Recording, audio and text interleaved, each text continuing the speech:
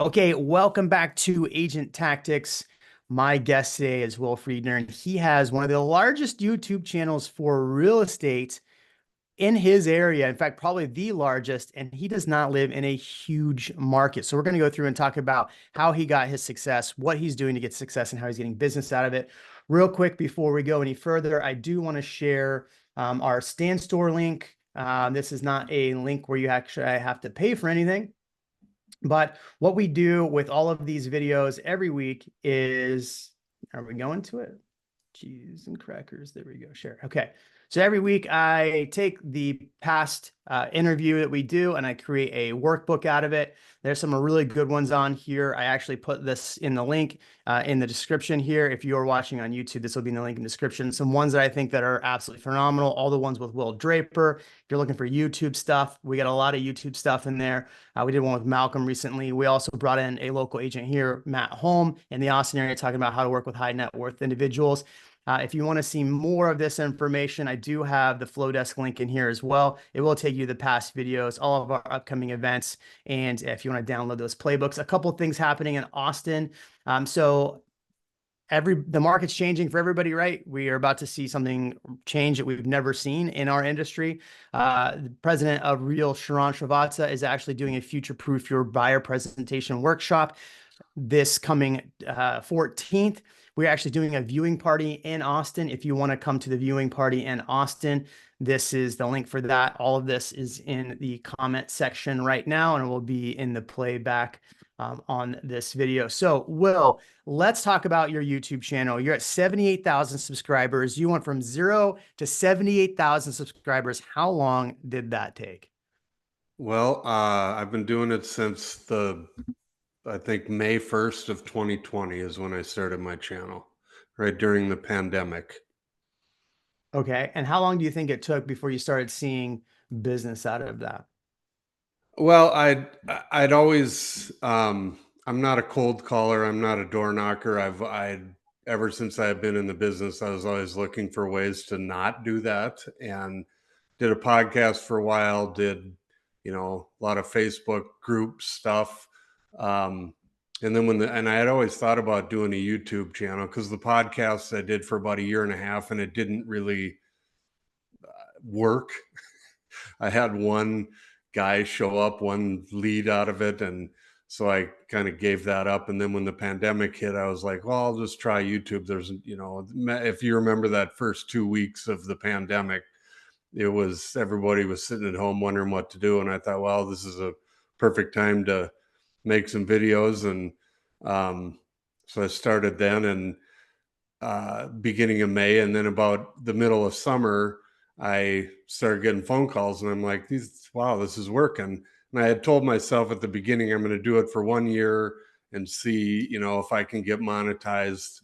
And so about 6 months in, if you look at that first video right there, that's my biggest one. It was some people from LA that had called me and said, I got to get out of LA. We need to get out of here. This is horrible, this lockdown, and we have to get out of the city. We want to move up to Montana and be out in the middle of nowhere and be as far away from people as we can. And I was like, have you ever been here? This is you. I don't think you know what you're saying. And they said, no. I said, well, you need to come up here and check it out first. Well, they got in the car like that day. Because 2 days later they're standing in my office, and I was like, wow, I can't, this is working. And so anyway, the story about that video, we go out, they had picked out a house way out in the sticks, like an hour out of town, up in the middle of nowhere. And they were following me in the car, and we get, within a few miles of the place, halfway up this Forest Service road. And I pulled over and I walked back, and their eyes are just huge. And uh, I said, this is August. What are you guys going to do in January up here? And they're like, I know. Why didn't you say something? This is too far out. I was like, I tried to warn you guys. And so then on the hour ride back, I mean, they didn't even want to look at the house. So driving back, I'm like, I need to make a video kind of warning people about what Montana is really like, what you're getting into. And uh, that's the one that blew up. And I would love to say, oh yeah, it was a great idea and it was all me, but it's just kind of the perfect storm. It was right before the election, and I didn't say anything political in the video other than at the end I just said, people that are moving up here are trying to get away from a place they don't like.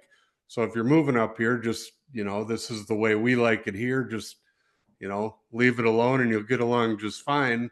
And that particular paragraph is what turned political, and it turned into Democrats, Republicans, blah, blah, blah. And, all of the comments just pushed it out and blew it up. So it's kind of the perfect storm. Yeah, I mean that video is at 4.3 million views. I think I got that number right. So, yeah, a lot of people when we're talking about creating a YouTube channel and building a YouTube channel, everybody wants to go for the views, right? They talk about the views they got on videos. What's your experience with actually getting business? Is it the videos that get a ton of views, or is it videos that maybe don't get the amount of views and more of like bottom of funnel content? It's hard to say. Obviously, that viral one gets a lot of people to my channel. But, like yesterday, I had a call from a guy that, I've been watching your channel for a couple years and I've been always thinking about moving to Montana. So I can't really say that, I can't pin it down to, oh, because of this one video. Um, one of the other things that I've been working on over the years and kind of figured out in my area is, on Google now, where it's been a while now, but when you're on a mobile device, they have the local kind of news feed that pulls up with it. Well, because of the way I name or title my videos, they're getting sucked into that feed, and I get a ton of views off of that every week. Um, and that goes out to way more people than, it normally would. Yeah, no, it, I feel like you have to have a video that pops off to get people to your channel, but then the thing you don't want to do is do too much bait and switch. Right. That's the problem I have on my channel. We were talking about this earlier, is I have a lot of stuff that's negative bent. Like the titles are negative, the photo, the thumbnail is negative. It's to get people to the video. But then when they watch the video, they realize like, oh, he's actually not saying that this is necessarily negative. And so that's a problem I have with YouTube. We were chatting with that before, but all right. So let's start with this. We got a lot of people on the watching this that are getting into YouTube right now, or maybe they're starting their journey. They've gotten a few videos. If you had to start over, where would you start and what would you start doing to create content that was getting views and getting business? I guess my biggest advice is you have to, people go to YouTube if they're, going to move to your area and they've never been there, or even if they're in your area and they're looking for information. And so I would just think about what people would want to know, especially, in Montana, a lot of people have seen it on TV, or, they watched Yellowstone, whatever, but they don't know what it's really like here. And so I don't do, oh, look at my new listing videos or anything like that. I just talk about the area and things that, if you're moving here, you'd want to know. And I would, if I were to move to wherever, North Carolina, I would do the same thing. Yeah, Tammy's on here. Tammy's in is it Tammy? No. Who's it that's in Jacksonville? She's in Jacksonville and she's actually doing a lot of that moving to stuff. I've seen a lot of people recently do more of the property tours, and that has really taken off. And so it's so tough because you want to go where the views are. Is that where you take a channel right now, or do you do what you're doing now? Let me ask you a good question, because Dallas put this in the comment section there. It says, do you sponsor pay for views on your videos, or is everything organic? No, I've never paid a dime. Um, again, I hit the lottery with that one video. So I've never bought or paid for views or, subscribers or anything. It's all been, just I think the big thing, and I know people say this all the time, but I feel like consistency is definitely key. And I've been religious about that. I have not missed a week in the 4 years I've been doing it. And it's kind of turned into a grind because of that. You know, I can talk a lot if you know me, but it's still every week it's a struggle to come up after 4 years to come up with new material. Yeah, that's actually a good point. You know, I'm in the same boat as you. I've peaked on what I can and want to talk about in the Austin market, right? Obviously, you're talking about a much larger area because you're talking about just Montana as a whole for the most part, right? You're not Mhm. just pigeonholed to like one area. Is that right? No, and I did that on purpose because I am in such a small area. Um, the town I live in is like 6,000 people, and we Montana only like 4 years ago just went over 1 million people for the whole state. So my thinking when I started the channel was I'm going to do living in Montana, even though Montana is just behind Texas in size. It's almost 11 hours for me to drive to the east side of the eastern border over here. But I thought, if I generate leads over there, which I do, I just refer them. So that was my thought process there. Yeah, that's I like that because that's what I did in Austin for a while because there was not too many channels in Houston, Dallas. And so for a while when I started, I was just referring business out. I would talk about the differences between Austin and Dallas. And then I get people reach out to me and I'd refer. And I mean, I mean, I made six figures just referring out business Yeah. around the state, which was great. Yeah, no, that I would, if I were to do that, unless I move to a bigger city, you know, somewhere, I would do the whole state again. Because again, for like I said, running out of things to talk about, I can, go on a road trip out to eastern Montana or wherever and do videos about the different towns over there. And I've gotten to the point now where my channel's gotten so big, and I don't, I've like the one video I did last week was something I wanted to do. It was fun, but it has absolutely nothing to do with real estate. And I know that if you're first starting out a channel, you shouldn't do that. But I'm to the point now where I don't care. I'm doing stuff that, I want to do. I mean, I'm still doing real estate things, but like I did it on, there's these gals that live on the other side of the mountains that go and search for Bigfoot, and they have their own YouTube channel. That's how I stumbled upon them. And they do this hike every summer. And so I went on this hike with them and did a video about that. And clearly that has nothing to do with real estate. But again, that Google feed picked it up, and it has, I think, almost 3,000 views already. So um, anyway, I am rambling.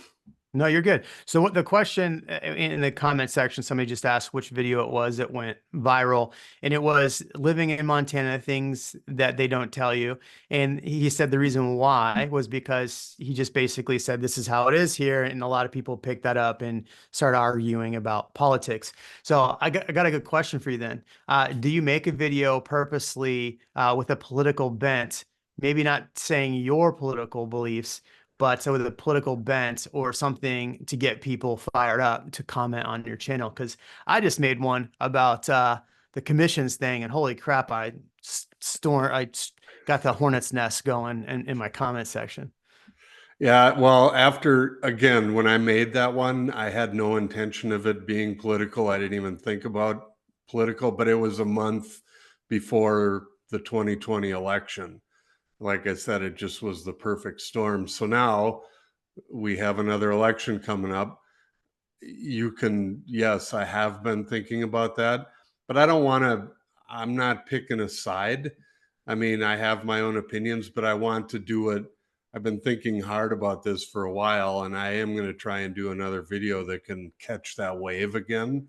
I just have to, I'm not going to go all in on, oh, you should vote this way or that way. I'm going to kind of tiptoe around it and hopefully get the comments going, because it definitely did, it made my channel. Yeah, it's a good point. So a lot of times when I create content, I try to be as neutral as possible. Obviously, we all believe how we believe, and so we're gonna, you know, uh, not necessarily be right down the middle, but I try to be as down the middle and ask the people in the video what their thoughts are. And it is amazing to me when you give people the power to comment on your channel. And this is a question I'm going to go to in a second, is how do you get people to comment on your channel? How do you get engagement? But when you get people to actually engage in the video, it actually does much better. It keeps people in the video longer. I can show you the stats on the video I just posted. And I asked, I think one time what people thought, and it blew it. Like, I'll show you the stats in a second. But how do you get people to engage in your videos now? So you had this big viral video, right? But how do you get people to engage in your videos and stay on the videos now? That's a work in progress. That's what I've really been trying to focus on as of late.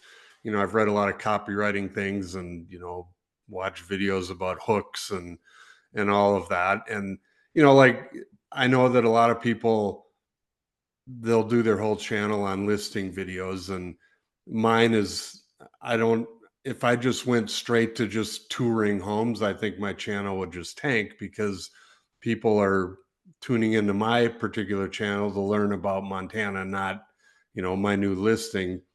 But in that same, on that same thought process, I did a I did like I told my wife, this is going to be a stealth listing video where we listed this big ranch, about an hour away from here. And so I did a video called Buying Large Properties in Montana, where I was touring this ranch. And then at the end, I just said, hey, we do have this for sale if you're interested. Um, so yeah, I don't really have a definite answer for you on, what I don't have the secret formula yet, but I'm working on it.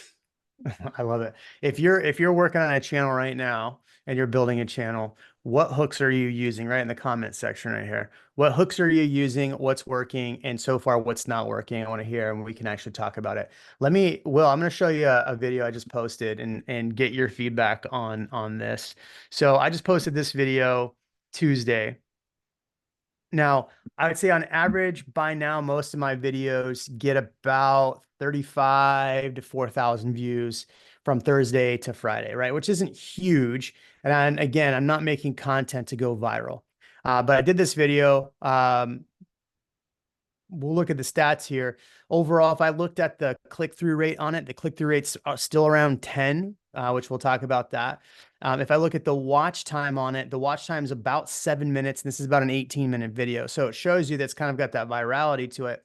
But this is what's interesting. And in this video, I just interviewed somebody else and asked people what they thought. So it wasn't anything crazy, but this is what's crazy when you get a video that does well, is this video alone got 50 subscribers.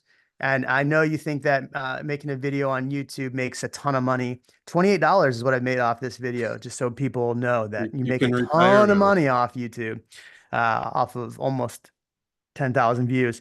But look at the watch time on this.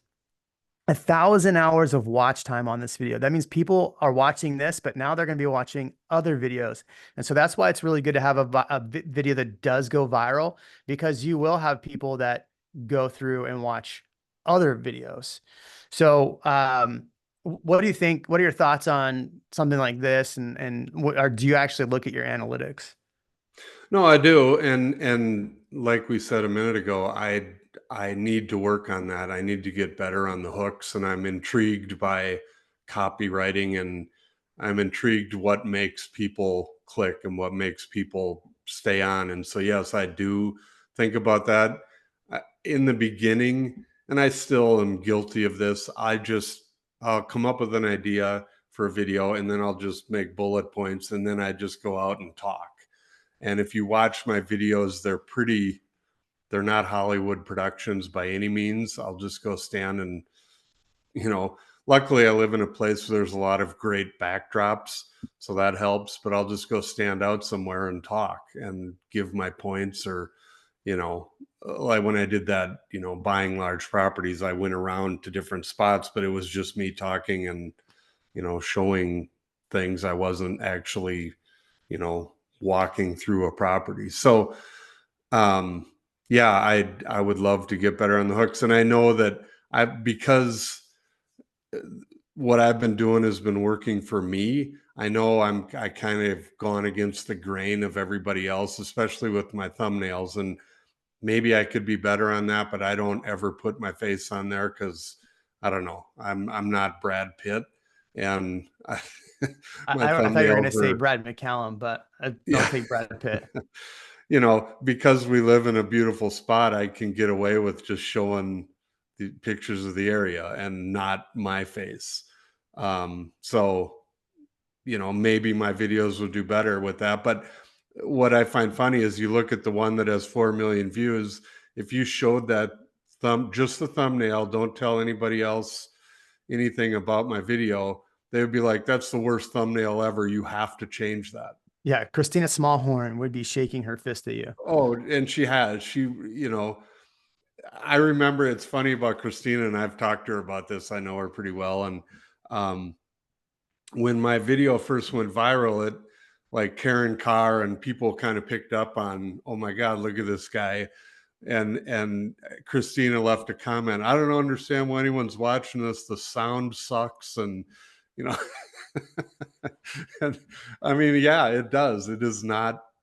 There's nothing great about it, but as they say, I think that it was all about the title and the content.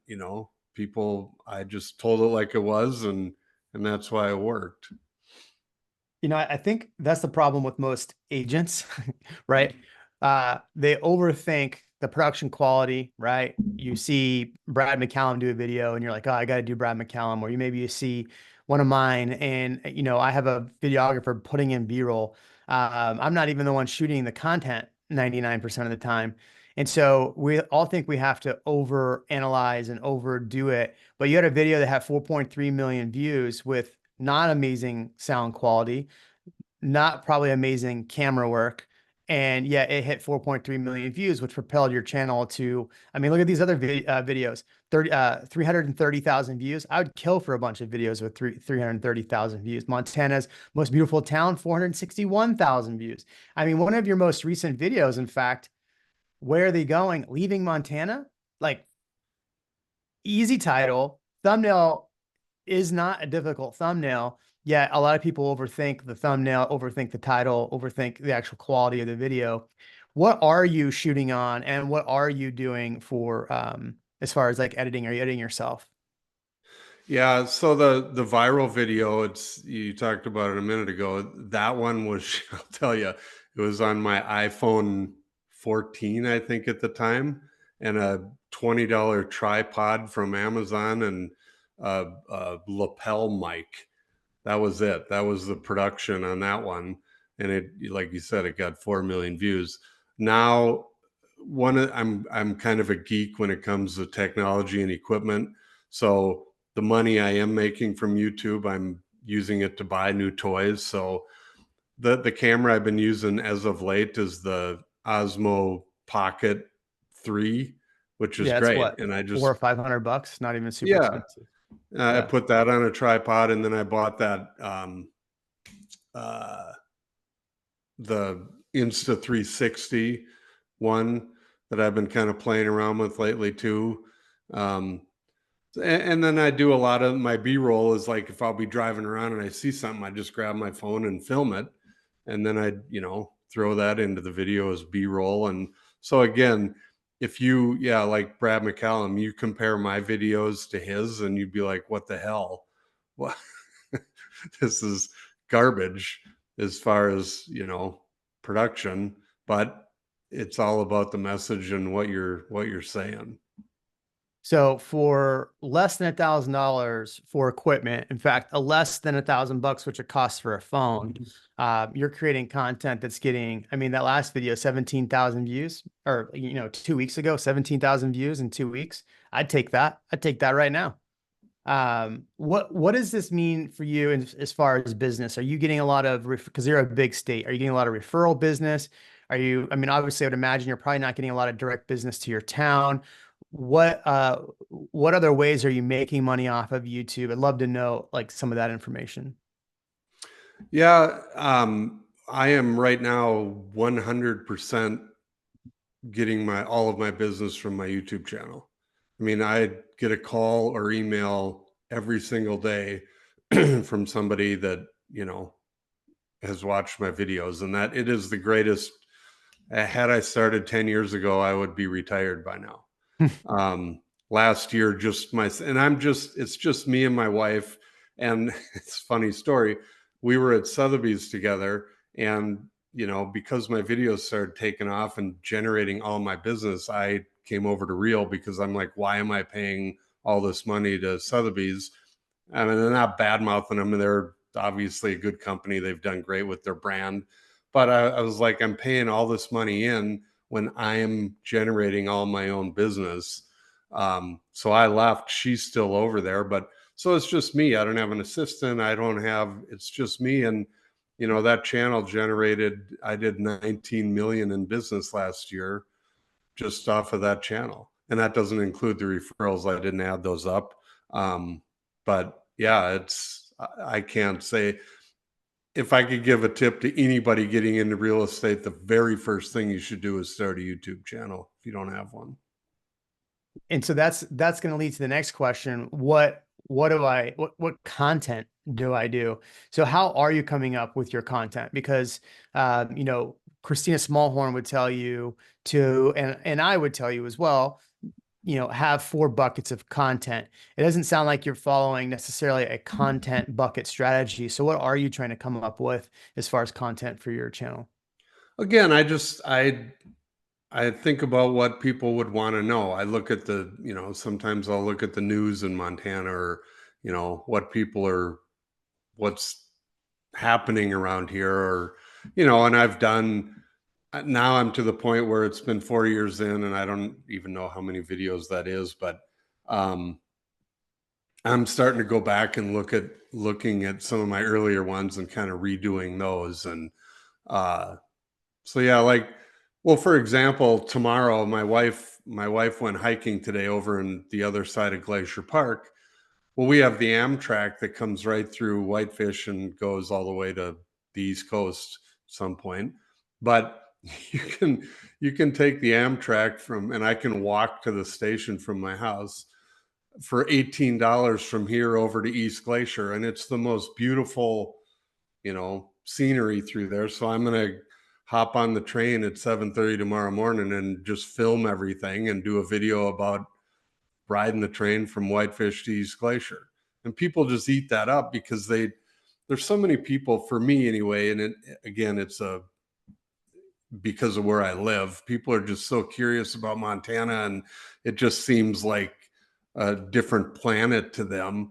So they just eat up, a lot of my videos are me just holding my phone out the window of a car, driving around, and then I bring it home, and then I do the voiceover. I use Final Cut Pro, and I do my own editing. You asked earlier. I just do voiceover of, hey, here we are, and here's what this is like, and that. So this train video is going to be the same thing. Yeah, I like that. That's some of the things like I get stuck on is that I feel like I always have to be in some way related to real estate on my YouTube channel. And I always forget that sometimes people just want to see what's going on in Austin. A lot of those vloggers or, TikTokers, Instagrammers, they're just showing you like food stuff. And I always tell agents, don't do food stuff on your channel. Make it if you're gonna do food stuff, make it, like I shot a video yesterday about a property we have coming in Cuernavaca. There's a coffee shop literally 2 blocks down that's called Civil Goat, and a goat will headbutt you there. And so I did a video of me like trying to get this goat to headbutt me for my listing video for this. So but I would tell people not to necessarily do videos surrounding just food. But I love that you're taking it a step further. So it's not just about food, but it's about the lifestyle of what you're going to get moving to Montana. Yeah, and just showing the different areas. And I did one that did really well last year I went over to North Dakota to meet a buddy, and on the way I had saw that there's this weird town up. It used to be an old army base or Air Force base out in the middle of nowhere. And so I thought, oh, I'm going to go film it. And it just worked out perfectly that that day the clouds were real low and it was kind of misty and it just looked creepy. And then you drive through this, quote, town, and it was the weirdest place I've ever seen. And that video just blew up. Because I named it Montana's Strangest Town. And again, it was me. It took me 10 minutes to film it. I just held my phone out the window as I drove through this town. And then I, went home and did the voiceover and talked about when it was built and why it's there and all of that. And it just blew up. Are you editing yourself Yeah. currently? Okay. Yep. Yeah, because that'll save a ton of money. I'm paying I'm paying a ridiculous amount of money to have a videographer here in Austin, and I don't have 78,000 subscribers. Well, but for me, and again, this is a personal thing, and I'm not criticizing anybody that doesn't do their own editing, but I know myself, and I know that I would be annoyed with anybody. I would be like, and it would turn into this back and forth, fix this, fix that, and again, because it's been 4 years, sometimes I wait till the last minute. But I've been religious about every Tuesday at 1 o'clock, I got a video to come out, and I know that if I had an editor, I would be missing that deadline. And I, again, if you miss the deadline, it's not going to do anything, but I just have it in my head, which has helped me. If I miss a video, my whole channel is going to go down to zero and just be done. And so I've never missed one, which I know that's ridiculous, but it keeps me on top of it. Yeah, I have that same paranoia too. If I miss an upload, everything's gonna come crashing down. It's the YouTube paranoia. How much time do you actually spend editing your videos?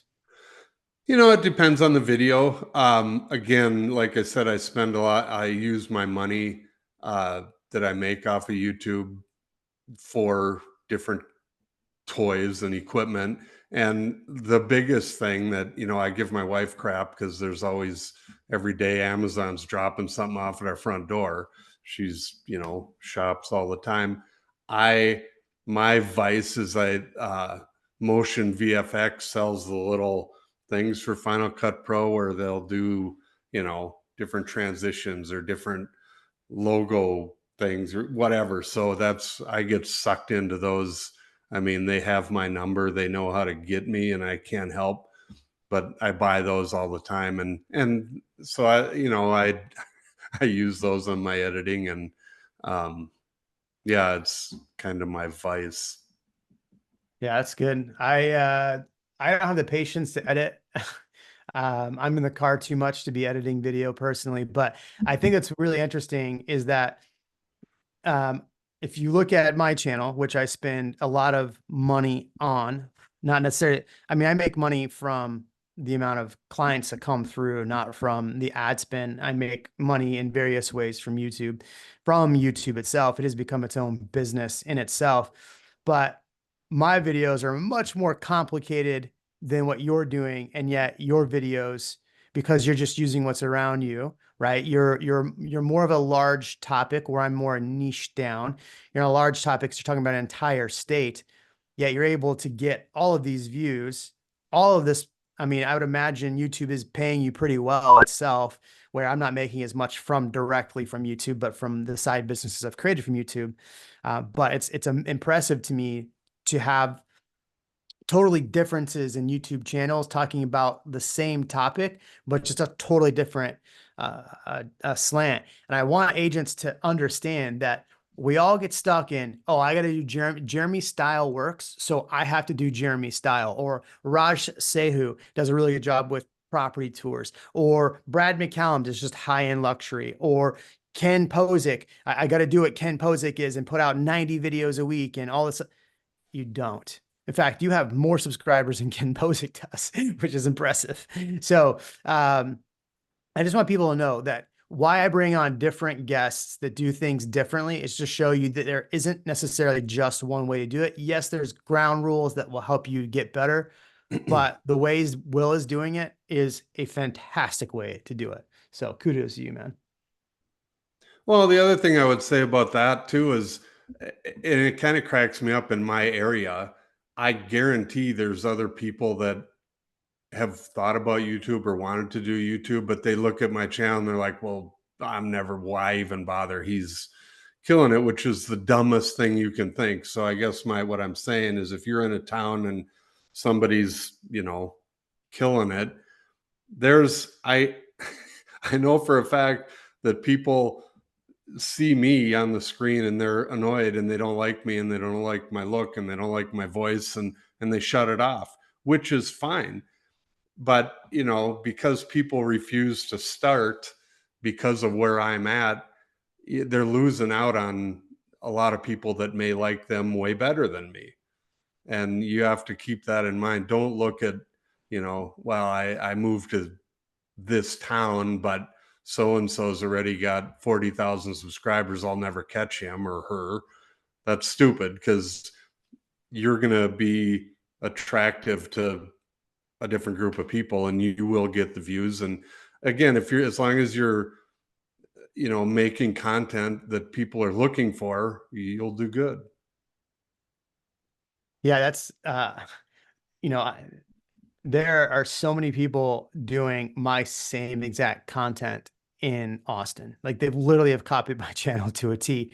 And good for them, right? Good for them. They're doing it. I think that's better for me. I don't get offended by the people that have literally ripped off my content and done it themselves because they're actually doing it. This is not, you know, you can get mad at the people doing the work, but you also have to be proud of the people for actually doing the work because it's not easy. No, and that's the other thing that, I get people, oh, I think I'm going to start a channel. I had a guy last year, I've been watching you. I'm going to start one. And I know people will do like 4 videos and they'll realize, damn, this is a lot of work and nobody's called me yet. And again, if you're not going to commit to do this for at least a year, then don't start because it's not going to work. Yeah, it's definitely a long game. And I think I get the same thing. People reach out to me all the time. Oh, I love your channel. I'm going to start a YouTube channel. I'm going to start a YouTube channel. And then I go, okay, well, what are you going to do? Well, I think, and then they have no plan. It's the same thing in this business, right? In real estate, if you don't have a plan, you're not, what is it? What's the saying? Failing to plan is failure to launch or something like that. Whatever the saying is. But I feel like so many people in this business, they get into real estate and then they're out of the business within a year because they don't actually know how to create a plan. We've given you the outline of the plan here virtually. And what is the outline of the plan? Start, do it, tweak your videos, make changes, and do it. Otherwise, you're not going to actually ever get business from it. And the great thing about YouTube is it is a long-term play. I'm going to continue to get a business. Even if I were to retire today and stop selling real estate, and just shut off putting up content on YouTube for the next 3-4 years, I will still get phone calls from people wanting to buy or sell with me, even though I've stopped posting videos because it's evergreen. Yeah, Do no, you? I couldn't agree more. You just have to do it, and it is hard. It's not, you think, oh, once a week, that can't be that hard. Well, just do it for a year, and you'll see that, yeah, that's a lot. And Yeah. I haven't followed Ken that closely, but you said he does a lot more than one a week. Is that, I don't know how you could do that. Well, what's cool about Ken is Ken does the live stream. He does his video, he'll do his weekly video, a live stream, and then from the live stream they'll cut a bunch of shorts. It's a lot of work. I mean, I ran into him in the airport in Atlanta not too long ago, and I was like, "Hey man, I'm paying this and this and this and this. What are you paying for all of this work and how does your workflow go? Because this is how my workflow goes." I can tell you he's paying probably 3 to 4 times the amount I am for YouTube content. Yet his team is absolutely crushing it in Orlando. So I would just whatever you spend on YouTube, I would make sure that the juice is worth the squeeze.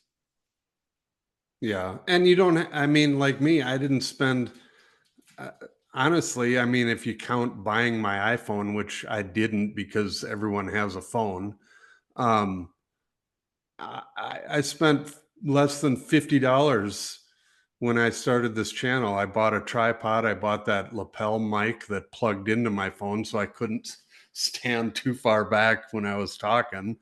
And that was it. And I guess, well, I paid the $300 for the Final Cut Pro software. So I guess I spent more, but yeah, like I guess under $500, like you said earlier. Cassandra's got a great question here.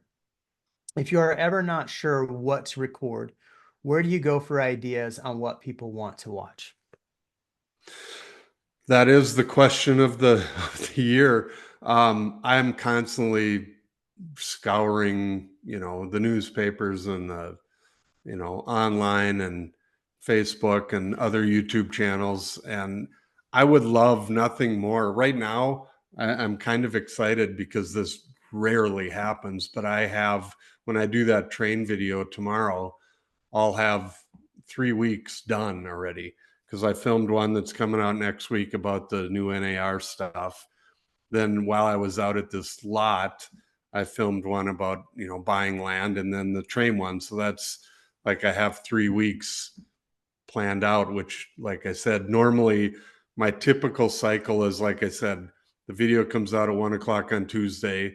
And then from 1 to 4 or 5, probably, I'm just checking my app. How's this one doing? And I'm watching it. And, um, but it's kind of a relief. Like, okay, I don't have to think about anything. But then come 6 o'clock on Tuesday night, I'm like, all right, shit, what am I going to do next week? What's my video going to be? And it starts this cycle. And sometimes I haven't even figured it out until Sunday morning, and then I'll just run out Sunday afternoon and film something and put it together and, get it out. Cause like I said, I've been religious about doing them every Tuesday. So I'd say, Cassandra, I mean, those are all good points. I find myself, because now I shoot, I have my video guy. We meet every Tuesday. It's in my calendar now from 9 to noon. I shoot all my content 9 to noon on Tuesdays. So you better bet your ass by Sunday night, I better know exactly what I'm shooting for Tuesday, because I have to have scripts. Either I don't write scripts, I bullet point, but I've got to have sites where I'm citing my information. So Cassandra, this is how I've been able to kind of stay on track of what I'm doing, is I've broken my content up into 4 different parts. So I've broken my content into suburbs, into market updates. A lot of times I wait for the market information to come out and then I'll do a video on that. Um, what's happening, right? So I just like Will, I have the Austin Business Journal. I'm watching everything that's coming out and I'm reading everything that's coming out from my area. So there might be a development coming that I'm like, oh, I didn't even know about this development. Let's run out and shoot about this development. And then ask questions on Facebook, like legitimately, like, what are you seeing in the market? What are you worried about? If you had to move to my area, or if you had to sell your home, what would you want to know? And I would continue, that's how you build a really, really good base of people on YouTube as well. Like I have a community section where I'll ask questions, post videos. Hey, did you see rates dropped to this today? Do you think this will drive more people out to go buy homes? And let people answer the questions for me. And then in my next video, I did a poll, and on the poll on the channel, and what does that do? It drives people over to the polls on the channel, right? So it keeps people on the channel longer as well. So there's lots of ways to do it. You could go into Answer the Public. Answer the Public's a good site, and just type in your city and see what people are searching for. You can go into Google and go into Google search and just type in your city. It'll tell you the top things people are asking about your city. So is that Boji? Man, I'm sorry. I apologize. I messed it up, I'm sure. Writing a script and reading from it, from the teleprompter, versus making a list of points and free flow on your videos. Which one do you find more engaging? I've never I've never done the reading from a script because it would sound exactly like I'm reading from a script. I can't, so 99% of my videos, I have my yellow notepad filled with bullet points that's down at my feet. And I'm, filming from the waist up. And so I'll just talk, I'll look down and, read the next thing. And then I'll talk for a little bit and then I'll stop and look down again. And then I just obviously edit all that out. And that's how I do it. Because I know I mean, maybe with the teleprompter, it might work, but yeah, I've just always done just talking. So his thing was that it's hard to control his time if I free flow. So one thing you could do is read from a script, just hit record and do audio and not even have your face on camera and just use B-roll. Will just talked about that, how he'll voiceover. Just create voiceover content. I find that if you are on and trying to look at a teleprompter, you can tell you're reading off a script. So maybe you just start with you as the intro, the hook, right? So Jeremy, whatever it is the Austin housing market really crashing? Jeremy Knight, your favorite Austin realtor. What we're going to do today is actually go through all the points because there's a lot of things really happening right now. Let me start with point one, right? And then point one is you reading off your teleprompter, not even you, but then just maybe showing an article as B-roll, right? And then maybe all right, so that was a good point. Let me actually go to point two, and then it's you reading it and then back to B-roll instead of you on there. Because I feel like if you are trying to read off and talk versus just read from a script and give it energy, people can tell you're reading off a script. I will tell you, I actually read off scripts for my short form content. I go to ChatGPT, I'll pull an article. I'll go to ChatGPT, like write me a really good script for this. I have a prompt already. And then legitimately, I will look at the camera and I will say my hook and immediately turn and just read it as fast and with as much energy as I can. And then I turn back, what do you think? And you actually can't really tell. You can tell I'm reading, but you can't tell I'm reading because I'm giving energy. So that might be a tip to actually help with that. What do you think, Will? Yeah, I agree. Again, like we talked about earlier, there's 100 ways to skin a cat. You just got to do whatever's most comfortable for you. If you're good at the teleprompter, that's great. Uh, I've always done bullet points and just, talked off the cuff. And, and that's another thing for people that are, scared to do videos or they're uncomfortable. What I tell people is, think about when you're sitting in your office or you go meet someone at a coffee shop, whatever, that wants to move to your town. Are you nervous that they're looking at you when you're talking? No, you're just talking. And if you can have that mindset when the camera's set up in front of you, that you're just talking to a guy or gal that wants to know about moving to Austin or wherever you are, then and that's kind of how I've always done my videos. I act like I'm just talking to one other person. And, again, it's worked for me. There's many ways to do it. That's just the way I do it because it's comfortable and there's no nerves at all anymore when I talk to the camera. What are the questions we got? I want to hear from you. You can unmute yourself or type in the comment section. We got about like 7 minutes left, and I got to bounce off. I have an agent call at 11. So curious to see what other questions you might have in the comment section here. Let's see. Who do we have on here? Tammy, are you here? Actually, Tammy, are you here? I didn't see you. I am Stan, what do you here, got, yes. bud? Oh, go ahead. Oh, no, I was just saying that I was here. Okay, well, now ask a question. Well, I guess I don't really have a question. I definitely like what you said. Oh, well, you know what? I guess, Jeremy, it would be for you. Actually, you were talking about your content at the beginning. You had like the kind of, I would say, doom and gloom. But Yeah. then when you got in there, it was more positive because I was thinking if I went that way, it'd be like, 10 reasons not to live here. And then it would be positive, like we don't have snow and we don't have state income tax. What are you seeing from the people who come in that are looking for the doom and gloom and they're not getting it? That's a good question. I mean, I don't know if you have any doom and gloom titles, maybe you want to add something in this. I find that, one of my videos got picked up and went all over Reddit. And one of the commenters said, this is a clickbait character. He always does these clickbait videos. The challenge is if you don't do any sort of actual click bait, nobody's going to watch your content. Your views will be a lot lower. So you do have to actually, like, legitimately, it is so frustrating to me. And Will and I were talking this before we started recording. It is so frustrating to me that I could say exactly what, maybe something a little more positive about what's happening in Austin. No one watches it. I take and change out the thumbnail and the title, and the views will just spike through the roof.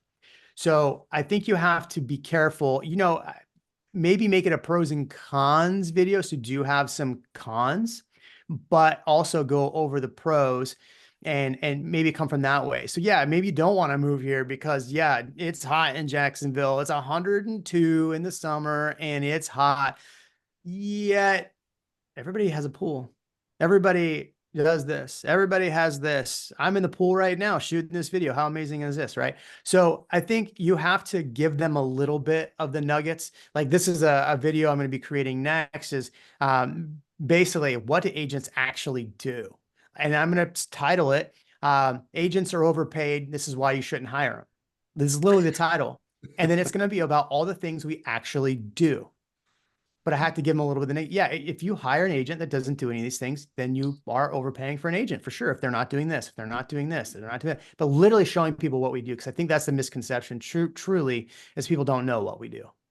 Now, when you have those high views in there, are you finding with that kind of video that the views are turning into subscribers, or are they just coming on to see it and then giving you hate?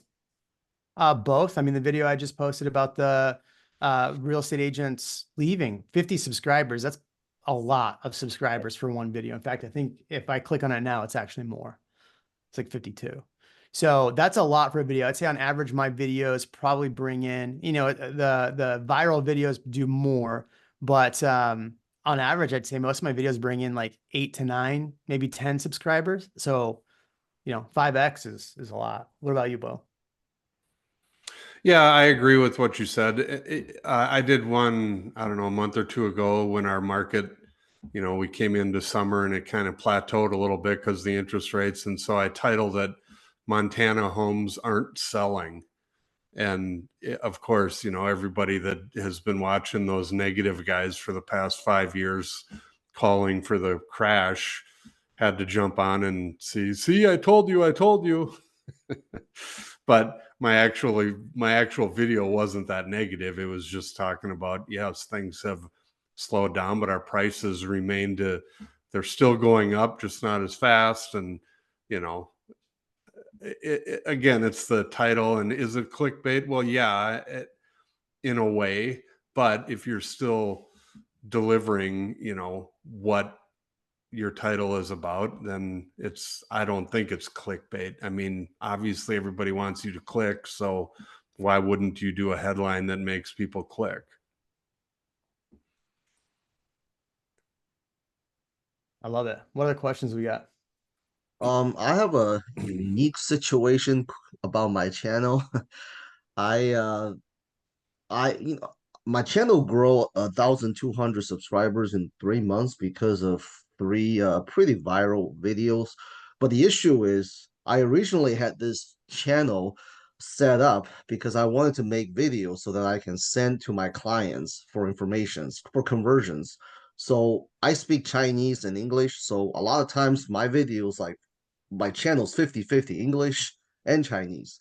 And the problem is I need to separate them into two different channels. I know that. But in the last 3 months, most of my subscribers that I grew were Chinese speaking because they responded to my Chinese video and they subscribed.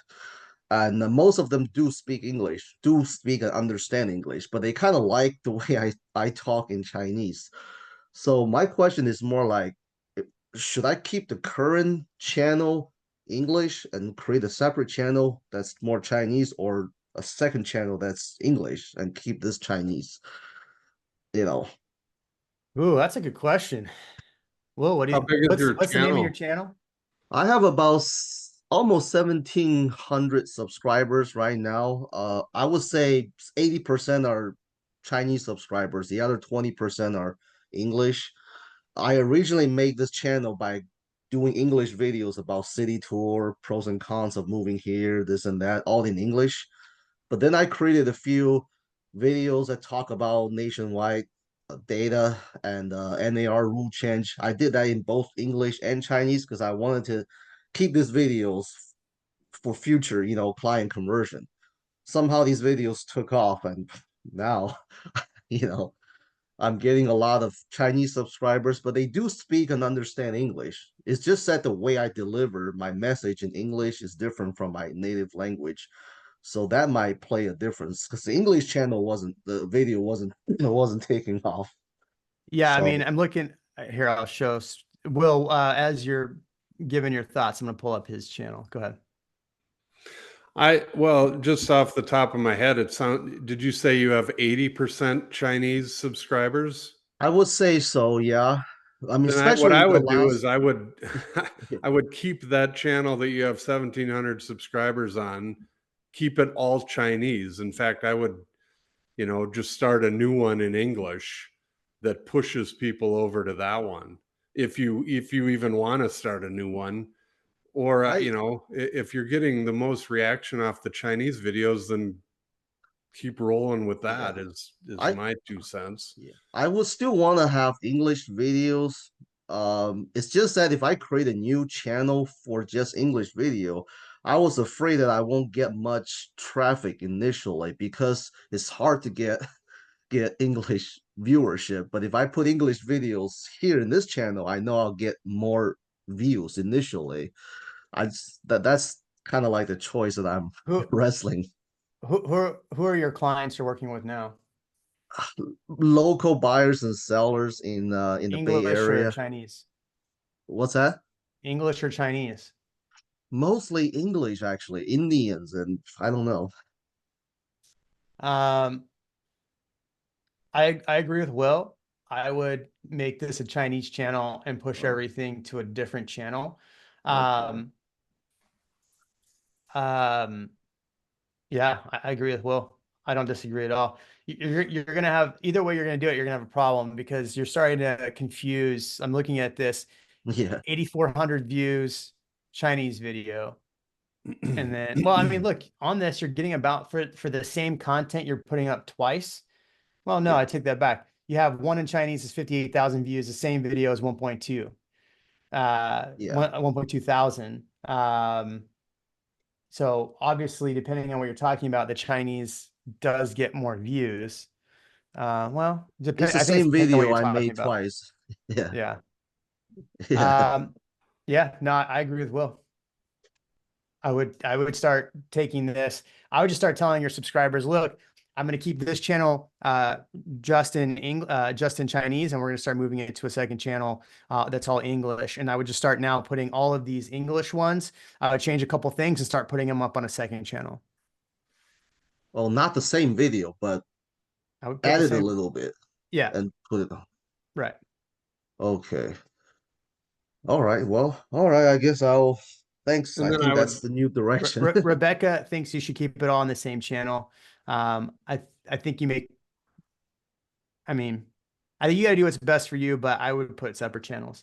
All All right, right. everybody. I got to jump on to a client agent call. So I appreciate y'all. Will, we showed your channel up here. I really appreciate your time.